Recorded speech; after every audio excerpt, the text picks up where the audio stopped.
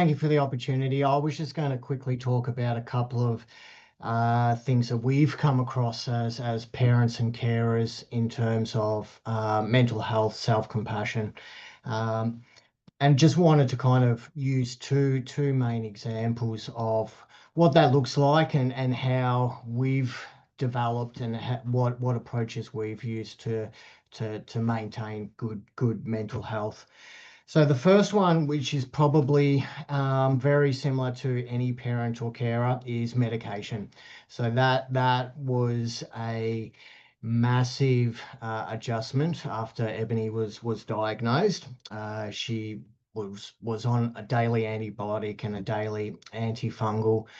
Being a 2-year-old, she didn't want to take it. As simple as that. It was, and that probably proceeded for about 6 months of us trying to get these medications into her, us getting more and more stressed about it, anxiety increasing. I was still one of Jodie's terms and languishing twice a day in this feeling of she needs it. We're trying to get it into her and just not succeeding. So that probably went for about 6 months. What we've ended up doing is just being very self-aware of we're not going to get 100% of the time, 100% correct 100% of the time. We're just not. It's just not something that is realistic and feasible. And when we kind of got to that stage through those 6 months, everything did get a lot easier. We did find better solutions for getting her meds into her, and there's that less stress that twice a day for our own existence. So she's not feeling that, we're not feeling that. So I guess that's a pretty common theme through it is really for us was accepting that we're not going to get 100% correct 100% of the time. And that has, yeah, that's helped us.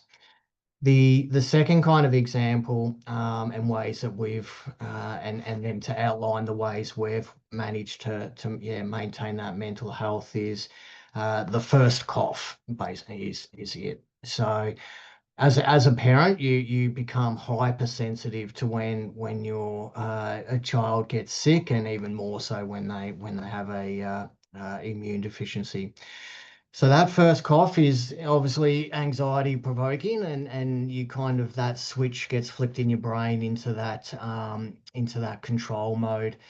What we found was really difficult is we have, and I think Jodie, you kind of mentioned on it before, was we have very limited control over this situation, and that just escalates and makes it that anxiety and that stress level increase as well. For us, me and Amanda, Ebony's mum, we're two very different people in how we've approached dealing with that. For me, it was around uh, knowledge. So when she was first diagnosed, I spent hours reading journal articles and case reports and becoming, learning about the immune system, what her specific deficiency would do, so that there gets to a point where there's that first cough, and I'm not a doctor, but I'm pretty confident in being able to say, oh, that's just a bit of inflammation at the moment. It's nothing to be overly. It's keep an eye on it, but nothing to be overly concerned. And if that cough does change, then we've got that knowledge behind us to go right. Time to see the GP. Time to get into the specialist for that. So my coping mechanism, or try to work it out, was around knowledge and just getting my head around everything as best I could. Amanda was more with the practical side of things. So it was humidifiers, air purifiers, salt rooms, Yuki Bear, Vicks Vapor Rub type stuff. It was more that practical side of things. And again, that led her to being able to have a concept, if only a concept of I've got some control in this situation that I have no control over, effectively.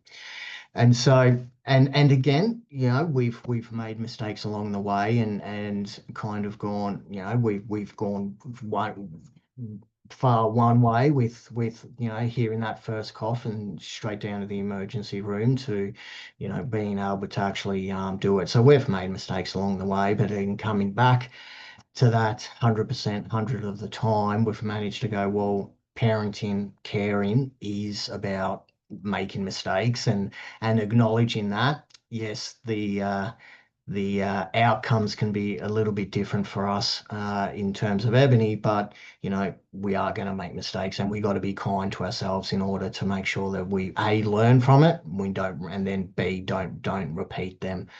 So yeah, I just kind of wanted to kind of put it into a outline our experiences and how it is a stressful situation, and acknowledging that it's a stressful situation, but we have found ways of making it easier for ourselves in those strategies that we've got, and having that bit of self-compassion and saying, yeah, we're going to get it wrong. We will. But we're going to try to do better next time. And and hopefully, fingers crossed, everything continues to improve. So that